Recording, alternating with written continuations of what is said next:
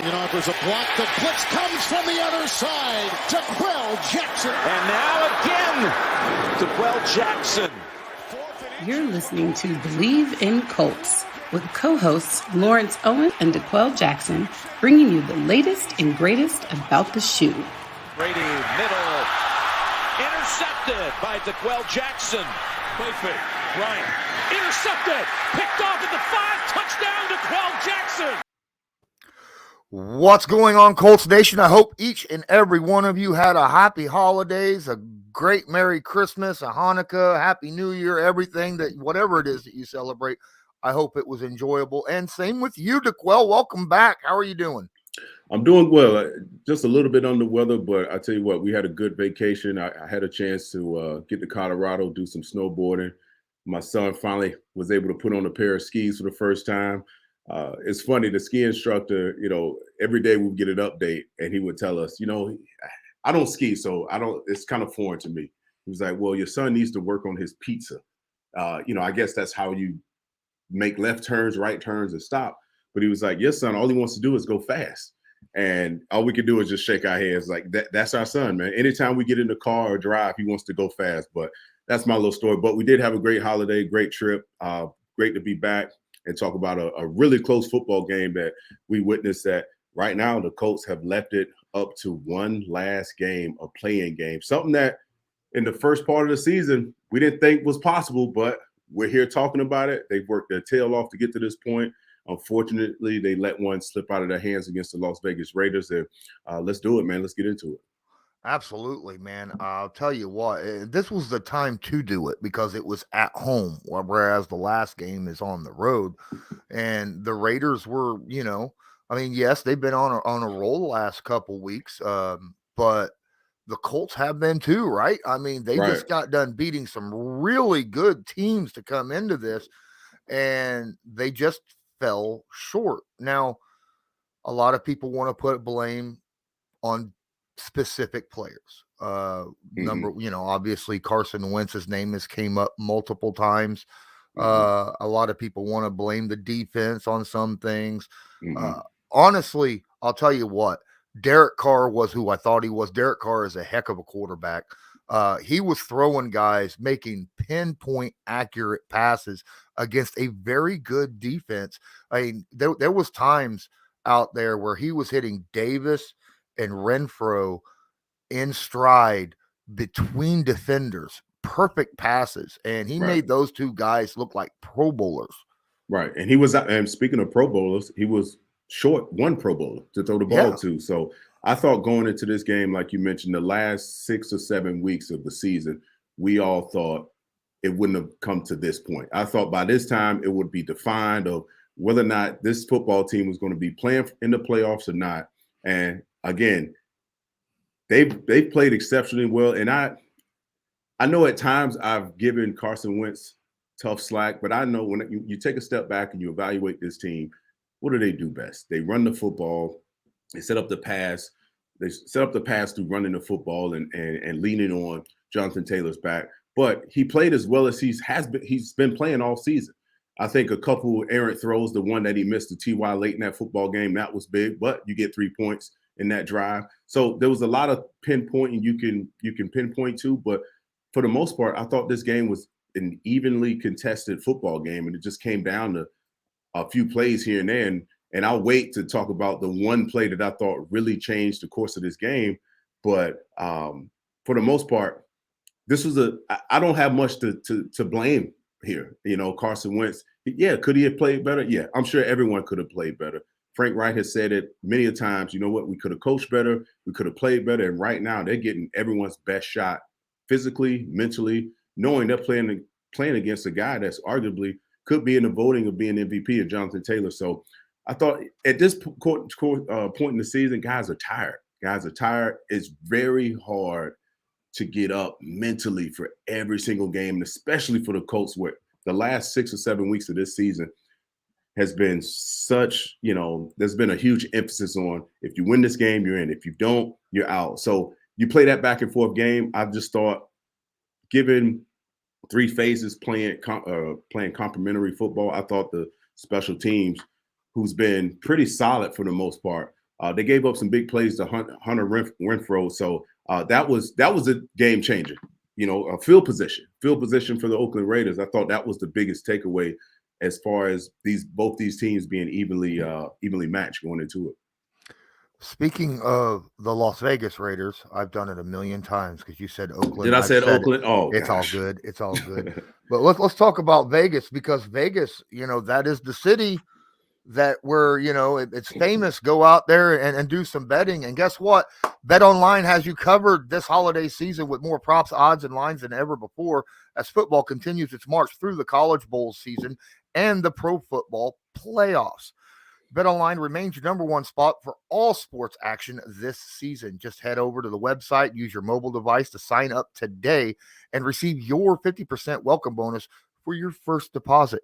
Just use our promo code BELIEVE, that's BLEAV, to receive your bonus.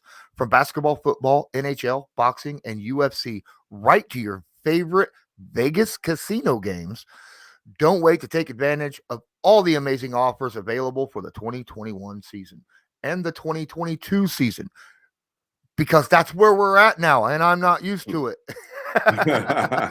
BetOnline is the fastest and easiest way to bet on all your favorite sports, so don't wait to take advantage of all the amazing new offers available now. BetOnline, where the game starts. You were talking about special teams, DeQuell. Oh, my goodness. The special teams has stepped up all year. We've been seeing all kinds of stuff. We have black punts for touchdowns. We have great kick returns. We have good coverage. We have all sorts of stuff. And then this week, I have not seen our special teams play this badly in the Frank Reich era. Right. And the guy who leads that charge is the guy I played with in Bubba Patron. We call him Bubba. So, and I know how important he's always been about special teams when we were teammates in Cleveland. And I know he's grinding those guys out this week, because this was a moment where you needed three phases to play complementary football and not to gain it, and for us to keep the advantage from a special team standpoint. So I know he's going to get those guys ready to play, but it was shocking. And especially for both teams that were evenly matched and playing for, arguably both teams are playing for something at this point. You go back to some of the plays that were made, the T.Y. Hilton touchdown. When I saw that in my mind, I'm like, okay, this is okay. Now we're the luck is finally falling on our side right now. This thing is finally we're going to gain some momentum off of this. And, things change in a hurry. And the throw with Carson Wentz, when you had T.Y. Hilton streaking up the sideline, and it's like, I don't know whether T.Y. lost the ball in the air. It was like an awkward jump. I know it was a high throw, but just the craziest things happened during this game. And man, it's heartbreaking, but they still have a chance against a team, the Jacksonville Jaguars, who they're very familiar with. But I'll leave that discussion for another day in terms of playing in Jacksonville. But this team has worked their tail off to get to this point. I think, this is a tough loss for them to lose to the Las Vegas Raiders. I think it was a tough one, close football game down the stretch. Defensively, they were on the field last. You would hope they would come up with some of that magic we've seen them come up with, whether they're stripping the ball or creating a turnover or getting a stop. And so, it's one of those games late in the season where you need to have it. It was a game that they would have won. They would have secured their spot in the playoffs. But again, they have another shot at it. But there's a lot to peel back in this game in terms of, I don't have much in terms of what they should have done better. I feel like the game was swayed in on a couple plays, and the play that really kind of put the game out of reach was involved. I looked at it. It was four players, two of our players and two of the Las Vegas Raiders players. And if you tell me if Darius Leonard is involved in the play and Kenny Moore is involved in the play, and you tell us, hey, if I have these two guys, I'll stack those two guys against any other guy in the league. Most guys in the league. And, it's one of those plays that got away. If Darius Leonard stays on his feet, it could potentially be a sack on a 3rd and 10. And Kenny Moore has great coverage, but because Derek Carr is scrambling, he's buying more time, and now it creates a few yards of separation for Hunter Renfrow to make this catch to ultimately set them up for a game-winning field goal. So when you lose a football game like that, that tells me you guys are playing hard. The guys are committed. It's just the game comes down to a handful of plays, unfortunately, to dictate the game, and it didn't go in the Colts' favor this time. Oh man, you were talking about that final play right there. That was a heck of a play by Derek Carr, heck of a play by Hunter Renfrow. And while I was watching that and they were replaying it, and I was sitting there, I was like, no, Kenny, don't touch his foot. Please don't touch his foot, because if you touch his foot, the game is over, because then they can, run the clock out, kick a field goal, the game's over. I was hoping it didn't happen so that he ran and touchdown. And then at least then we'd have a shot with the ball 40 some seconds left to possibly make a big play for a touchdown ourselves. Game was over had Kenny Moore touched him, and two fingers ended the game. But I mean, you can't blame Kenny. He did what he was supposed to do, And I tell you what, if I'm on defense, I get that logic. If I'm on defense, you want to stop him. You gotta, you can't third and you have a great sequence of plays. They get nothing for 3 downs. For 3 downs, they get nothing, or 2 downs, they get nothing. 3rd and 10, you think you come up with a big stop. This is the moment where your Pro Bowl players, DeForest Buckner or Darius Leonard or Kenny Moore, makes a play. And as the plays unfold, I'm like, no, this can't be. Oh, there was a missed opportunity for a sack. Oh my God, he's still up. He throws it, and it's Kenny Moore. This is indicative of the Colts season this year, man. Just cannot catch a break when you need the break. But listen, those guys played tough. Those guys played hard. 2 players that we rely on week in and week out. They had an opportunity. It just doesn't happen sometimes, but they still have a chance to, all the goals that they set going into the season. You still have a chance to play in the postseason, but I'm confident. I don't lose any confidence the way this team played the Las Vegas Raiders. Not at all. I felt the game swing the moment that Xavier Rhodes went down with that hamstring. I was like, no. And it put us again in that situation, right? And as much as I like the youth that we have at corner behind him. Number 34, Isaiah Rodgers, got beat a lot this game. A lot, you know. And I knew that was going to happen because of how good Derek Carr and the way Hunter Renfrow and Davis was just finding open spots in that defense left and right. I didn't even know who this Davis guy was, but he had like 120 some receiving yards, I mean, holy crap. And a lot of that was on, Isaiah Rodgers. And he had a big play early in the game. He had a great contested interception.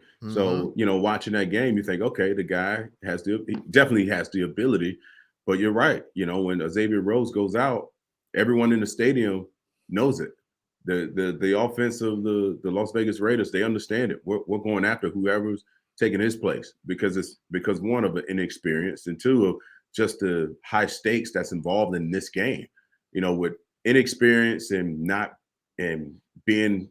playing a position that you're on an island, for 1, and then 2, the stakes, the stakes of this game at this moment.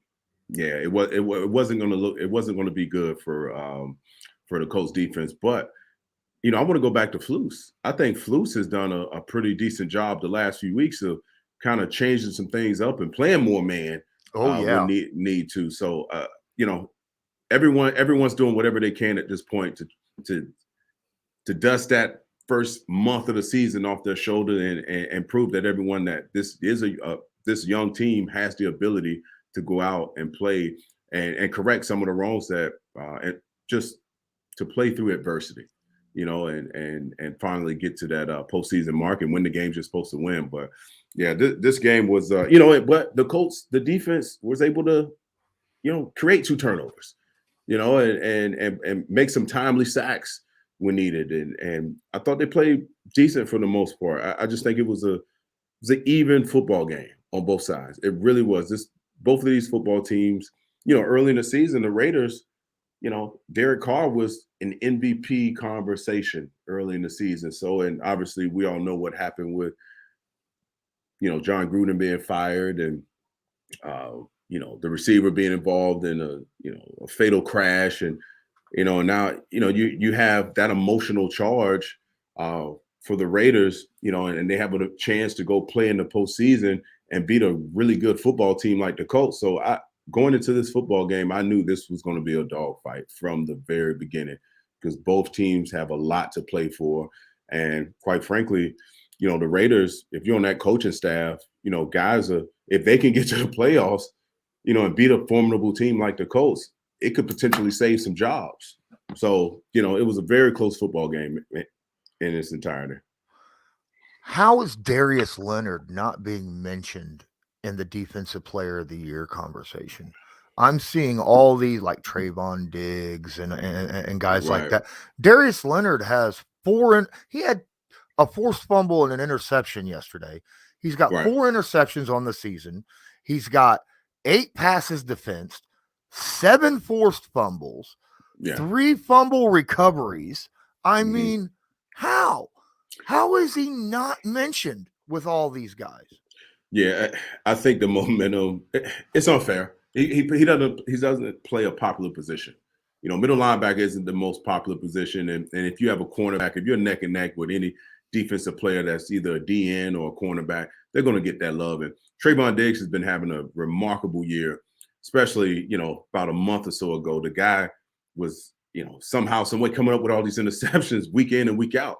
So I think it's blasphemy that he's not mentioned in the Defensive Player of the Year category because he's made some very impactful plays this year and come up with some great just his ability to just be around the football and dislodge the football from ball carries. I think it's a crime that he's not mentioned in that category. And that goes with the territory of you. Now, if they were, had lost only 4 games and big time, prime time games or what have you, maybe he gets a little bit more love, but I think it's a crime that, he's not mentioned at all. And he's not getting the love that he deserves because he's playing his tail off and he's been hurt most of the year. Mm-hmm. He's been playing on one ankle most of the year. And, and I thought he's had a remarkable season. He's been very productive from that inside linebacker standpoint. Well, we'll move from someone that we don't think is getting enough love to a guy who is getting love out there right now. Jonathan Taylor becomes the youngest player in NFL history to get 2,000 yard scrimmage and 20 touchdowns at 22 years of age. I believe the previous one was Eric Dickerson at the age of 23. So that sounds about right. And this is the first game all year that Jonathan Taylor had over 100 yards rushing and a touchdown. And they didn't win. Right. So, yeah, he finally, probably the last month of the season, people started talking about how good and what he means to this football team. We talked about it here on this platform. Why wasn't he getting the love? Because he's clearly what makes that offense move. And they basically run the offense through him. And at one point in this past game, where they were kind of stagnant, they were down, I think it was 13-3. And I remember Carson Wentz just drove this team down and they gave him the ball. They gave Jonathan Taylor the ball, just a signature moment for him.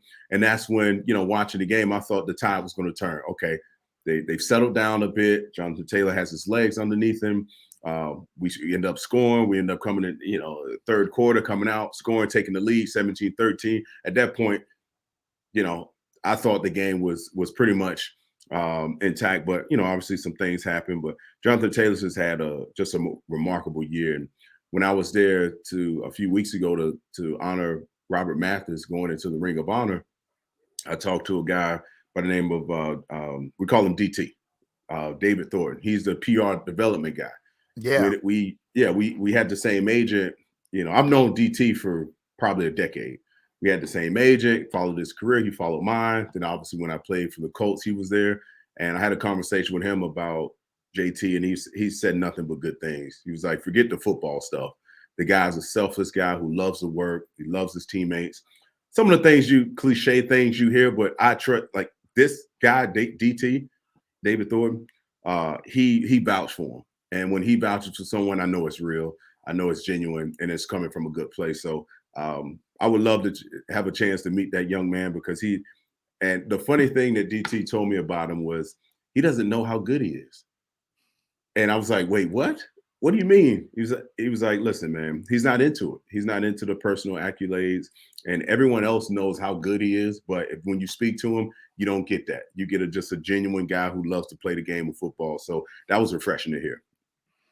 Yeah, that is, especially with a guy like a running back or a wide receiver, where a lot of guys throughout the NFL, you see it, you see guys who are just like, you got Zeke with this whole, feed me all the time, stuff like a lot of running backs feel that way. A lot of wide receivers feel that way. I mean, Odell Beckham, he got a name and then he started throwing fits that he wasn't getting the ball more often. Right. And I don't see Jonathan Taylor complaining as long as they're, doing whatever they can to do to win. Right. Right. And that's the culture of the Colts. That's the culture that I walked into in 2014.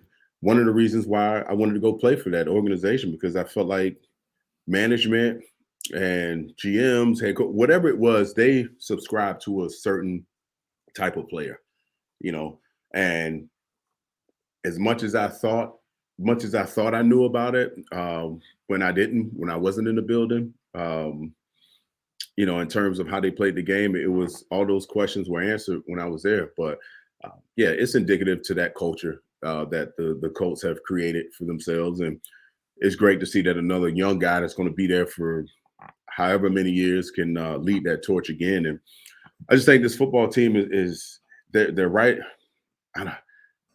They're so close. They're so freaking close, man. They beat some really quality opponents. So they proved they can do it.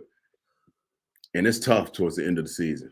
Lawrence, man, I've been there, man. Your body is aching. You're looking at the schedule. You're like, I have one more game before, you have one more game that you have to play. And, you start relaxing a little bit. You start, not studying as much and thinking this football team. And not to say that any of these guys did any of that, but, we're human. We have a tendency to take our foot off the pedal a bit. And again, I'm not accusing this football team of doing that, but the lack of execution down the stretch is telling me that comes from a fatigue standpoint, overthrowing guys and having an ability to make a play, a game-changing play, Darius Leonard, Kenny Moore that we talked about, and them not making it. So fatigue is a part of it that you have to fight through. And I think this team is kind of, we've seen, watching this football team play, we saw remnants of all of those different things happening. So I don't like calling them excuses, but I do I will say there are reasons. When I watched that game in the first quarter and most of the second quarter, I could absolutely tell that the majority of players out there on that field had not practiced in at least a week because of, whatever, circumstances beyond their control, whether it be COVID or, Ryan Kelly and his family situation and all these guys hadn't practiced the entire. Carson Wentz did not practice the entire week. And then that Sunday morning, he was cleared to play. So he had no practice. He did, hadn't sat there and thrown the ball with anybody.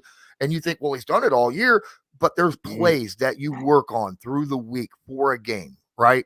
And to get ready for that game. And plus, you want to keep you don't want to get rusty with some of these guys out there. Like, your number one guy, Michael Pittman. Obviously, you might not be so rusty with him, but guys that you don't throw to all the time, like Mo Alley Cox or T.Y. Hilton or something like that, you're going to be off on that. And so I'm not throwing that out as an excuse, but I saw it. And then that drive to close the first half. Oh, man. Carson was like 1 of 5 or something like that up until that drive. He was awful. He was overthrowing everyone. And then it was dart, like 5 straight in a row, all the way to the 1 yard line. Just perfect passes to get them in the end zone at that. And I was like, oh, finally, he shook it off. Right. That's a good point you bring up because, most athletes, and particularly the guys that in the NFL, you need rhythm.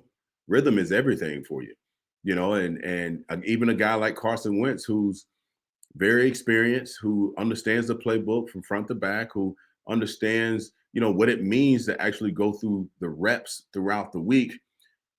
Another thing I would add is what helps your preparation is when your scout team is giving you similar looks and you can feel the bodies of how the opposing team is going to play. He didn't have any of that. He was at home. So there's two areas you have to go through. You have to go through the chalkboard area of the game planning, but then you have to go out and feel how a team is playing you. And that's very important for a quarterback. Very important for a quarterback. And we don't know. He probably he had some lingering effects of being out or going through the COVID protocol. So a lot of different factors contributed to his slow, his poor start of the game. But again, I thought that was one of his impressive drives, right before the half when they needed it to most. They were down, 13-3 at that point? And I knew they were going to get the ball back, but that was a very important drive for this football team. So it answered my question in terms of, can this football team actually produce and be productive if you shut down what they do best in Jonathan Taylor? But I thought they used him. They got back to what they did best. And once he got comfortable and JT was able to pop a couple big ones, it allowed Wentz to be comfortable and not feel the pressure of I have to make every throw. Because there was one point in that game where it was just like a couple bad decisions back to back. And I'm shaking my head. It's like, oh my God, here we go again. Like what? He feels too much pressure to be the guy. But again, that's something that I take my hat off to Carson Wentz of adapting to in today's game of being a running football team and actually not hindering this team. And hopefully, they go down to Jacksonville and they can dust off these cobwebs of this lack of, this inability to win down there.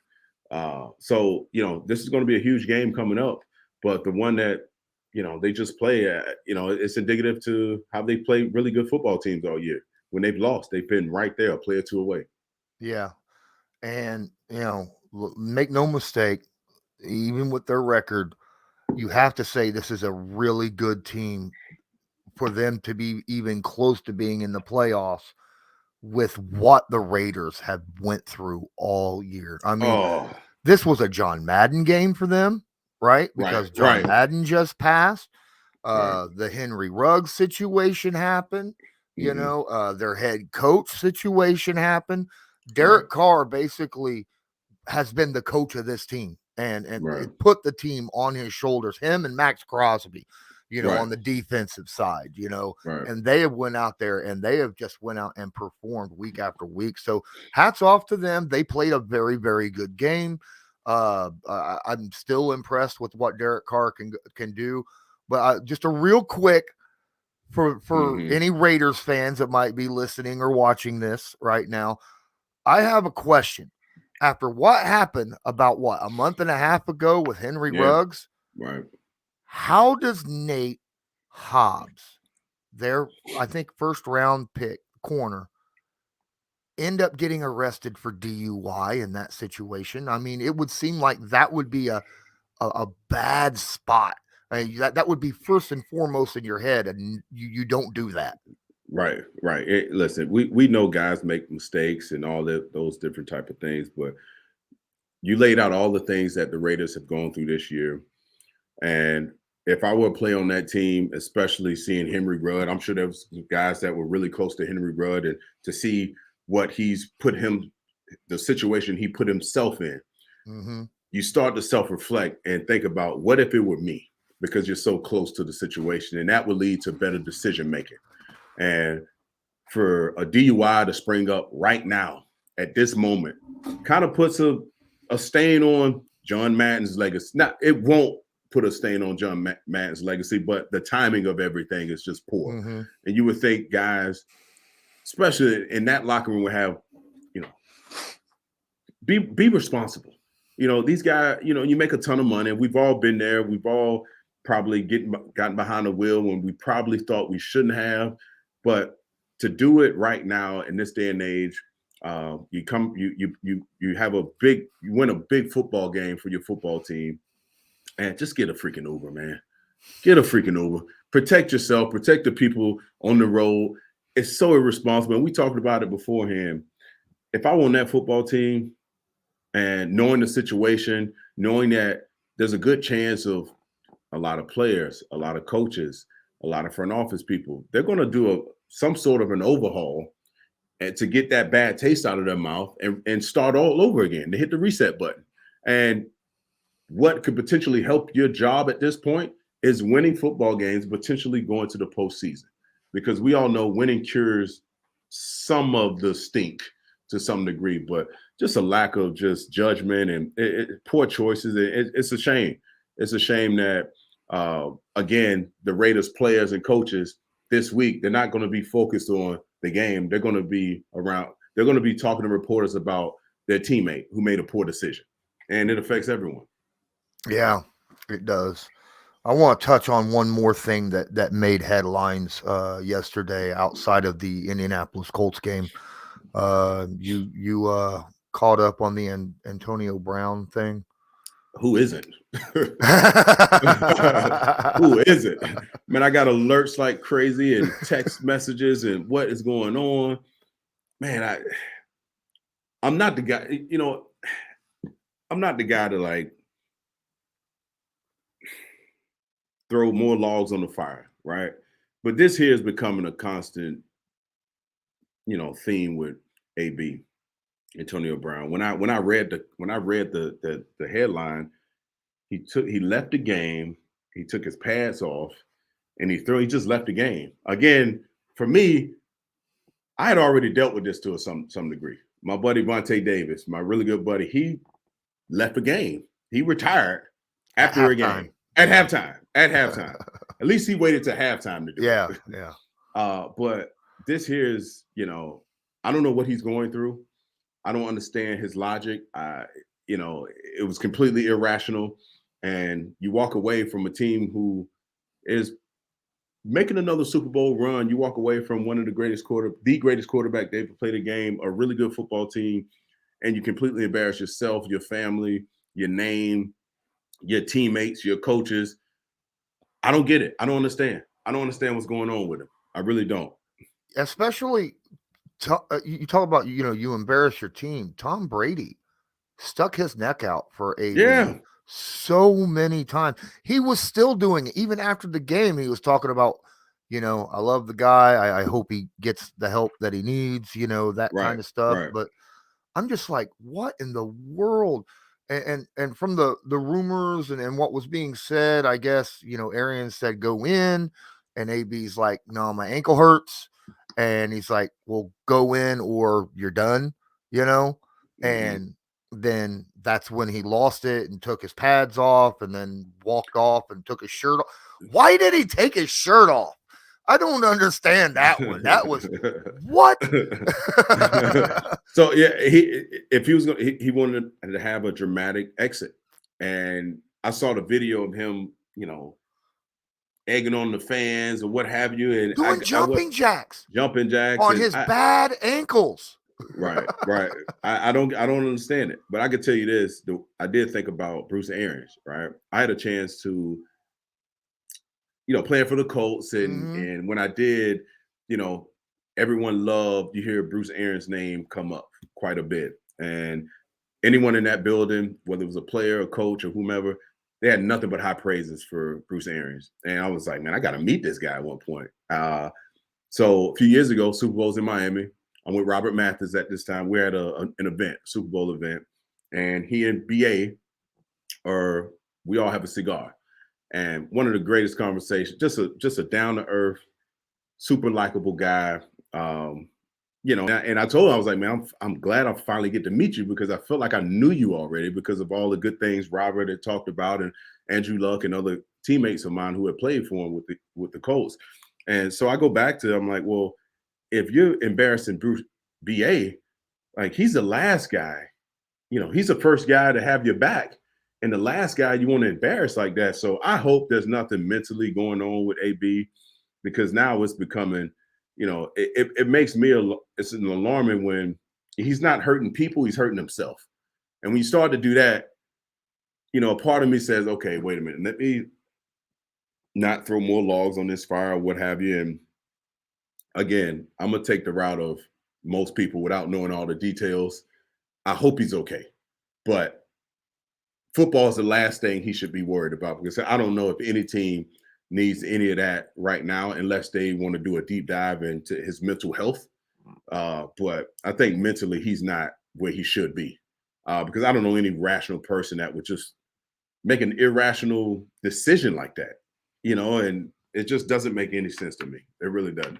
No, I mean, following what has happened to him ever since the Vontaze Burfict hit, in Pittsburgh, has just been one of those situations where you're right. I hope he gets the help that he needs. And it's like people. Yeah, and it's like when you say the name Antonio Brown, there's people that are somewhat sympathetic and think, okay, maybe that could be something else that we don't know about. And there's other side of that's fair. There's other people that say, you know what, he shouldn't have a job. He squandered away his opportunity, and no one's wrong, and no one's wrong. So we'll see what happens. But I know one thing for sure: he definitely won't be getting a call from Chris Ballard. We can say that for sure. Yeah. I think you might be right on that. I think we could use a Believe 50, a bet online bet ratio here of, that ain't happening. That's not happening at all. Let's get back to the Colts real quick before we end up wrapping this up. I want to talk about Carson Wentz. We talked about a lot of stuff. Carson Wentz, we've talked about this over and over. He's good for one what the hell throw every game. Now, this game, that what the hell throw ended up being a touchdown. All right. Yes. But let's not, sugarcoat it. I know. That was a bad decision. Right? Bad decision. Yeah. Yeah. But that's what keeps his bad decisions coming, because you have something crazy that happens where it looked like our receivers had stopped running. It was like, why are two receivers in the same position as the play is over with? I don't know what the heck was going on downfield, but he lobs his ball up, and it's just like, oh, wait, is there someone streaking?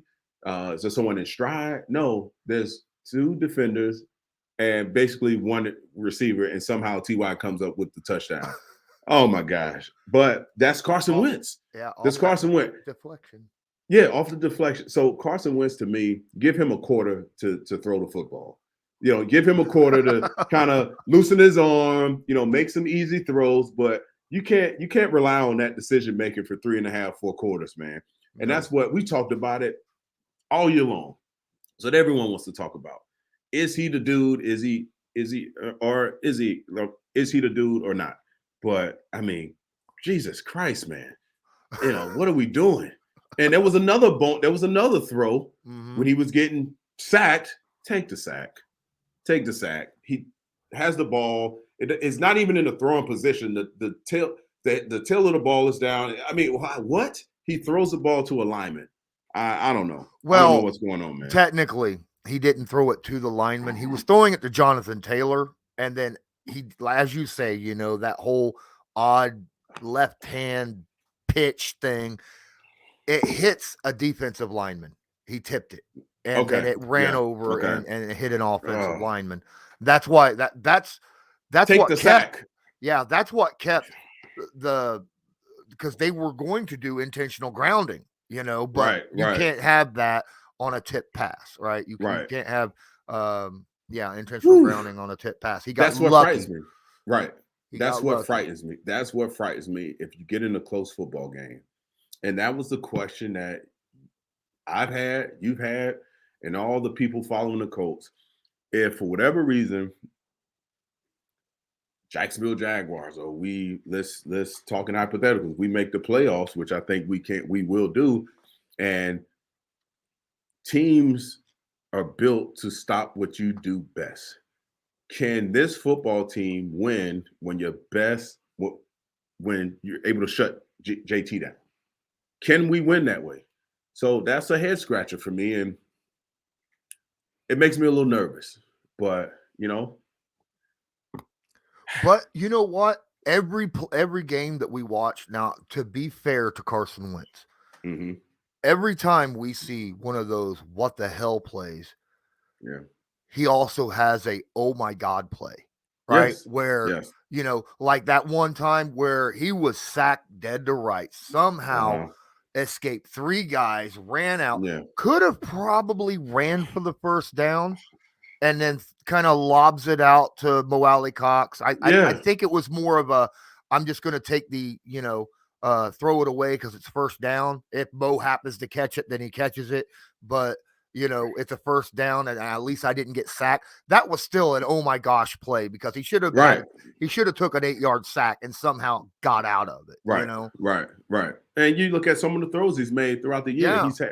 He's got. I heard Ryan Clark from ESPN say it earlier this year. Arm arrogance. There's not many guys with arm arrogance in this league, and Carson Wentz is one of those people. But again, that arm arrogance has to have great decision-making behind it. And the play you're talking about, we all thought he could still be running potentially. But yet he looks across his shoulder at Ollie Cox, and he tries to lob it up. And it was almost like, I don't know, his with body a defender gesture right in front of him too. Right. His Carson Wentz's body gesture after that play, I don't know if he was pissed off that his receiver didn't keep running. I don't know, but he should have never made that play. Just, you made a great play escaping the rush. Freaking run for the first down, slide, let's live to see another day. But somehow this doesn't take away from how well he's played the course of this season.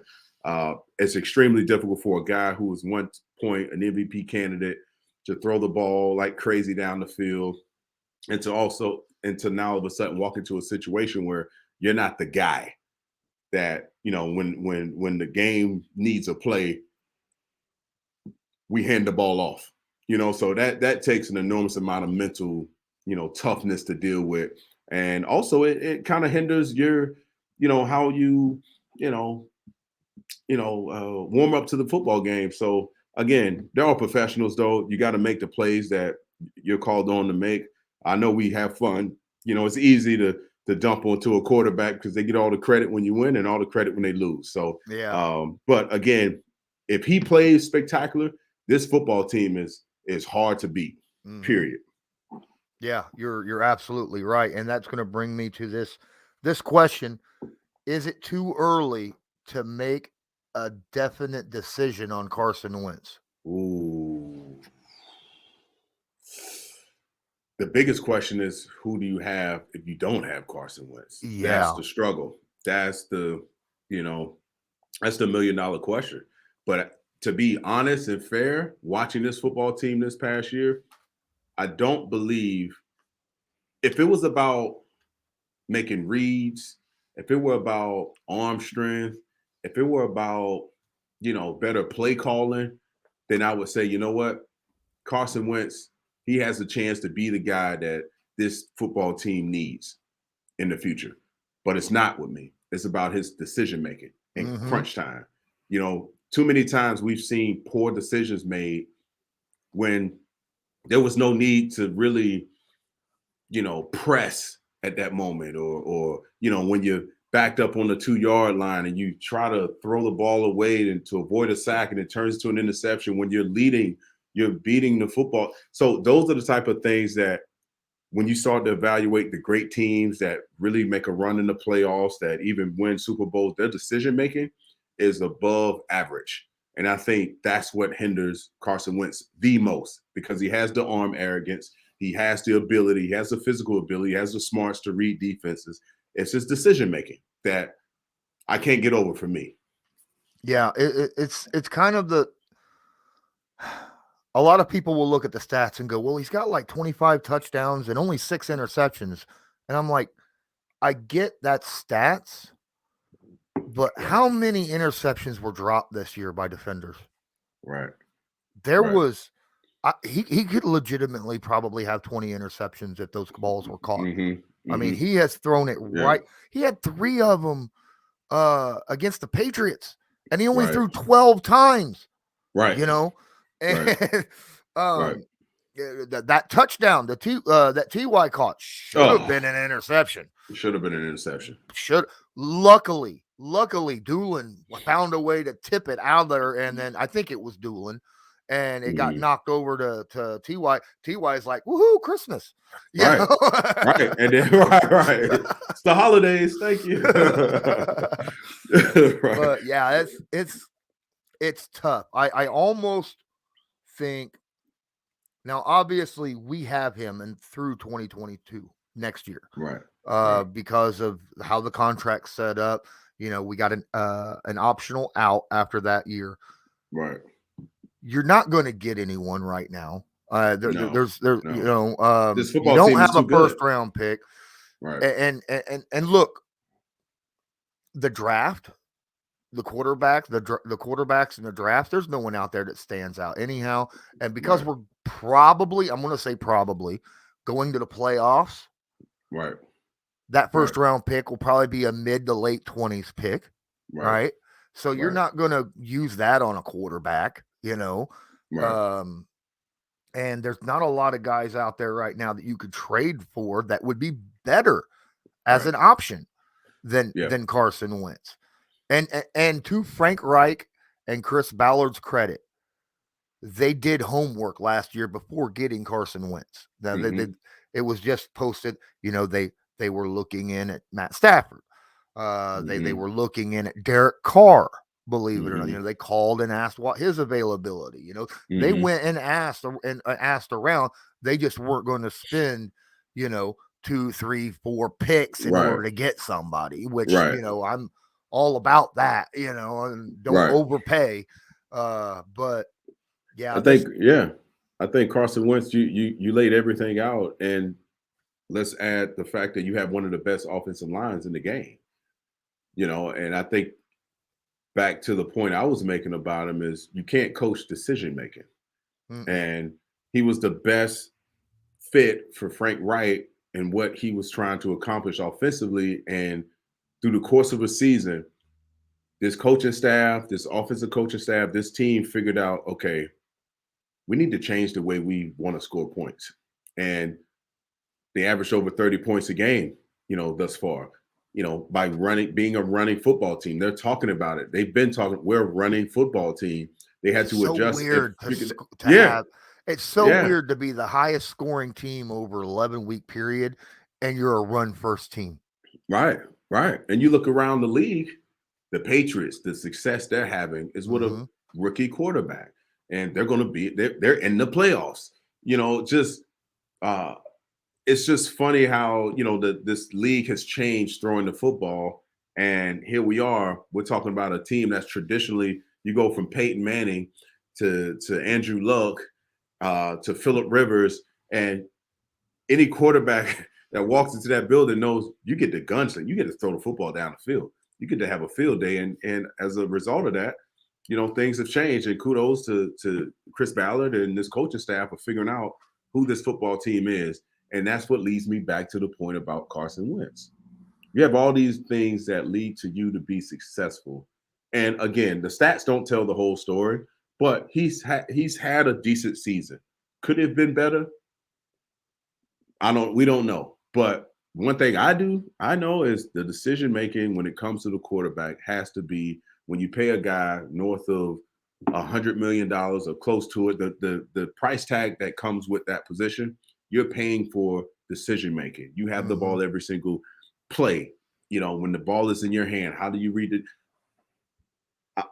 I hate that I beat up on Carson Wentz like this, but this is the reason this football team, defensively, they've been great. Offensively, if you point to any area of this football team that we can improve on and say, okay, this is a Super Bowl contender, you have to go to the guy underneath the center. And I hate that I'm saying this because he's having a really good a really good season, but you know, I feel like Colts fans want a Super Bowl winner. not a perennial postseason appearance.